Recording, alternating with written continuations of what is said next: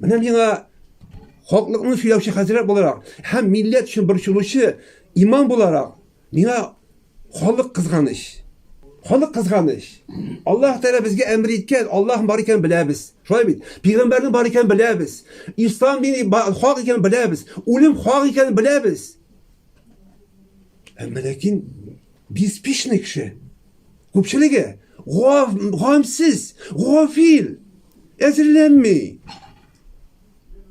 Аны карап коронавирусқа бөтен ышанды. Үлемгә ышанмый. Бүгін миңа пронесло, итә күршенә киттеләр. Завтра пронесет. Юк, алай булмый. Завтра пронесет. Шенче көне сиңа килергә может үлем. Сиңа килә ул. Сине Аллаһ кеше итеп, яратып, бу дөньяда буш капчык белән чыксаң, буш капчык. Һәммәбезнең дә ахият капчыгы бар. Шул буш капчык белән чыксаң, бу тормышта, бу дөньядан, синең ул капчыгыңны кем тутыра? Казыймы, мөфтиме, пәйгамбәрме, имаммы, хатыныңмы? Юк, беркем дә тутыра алмый.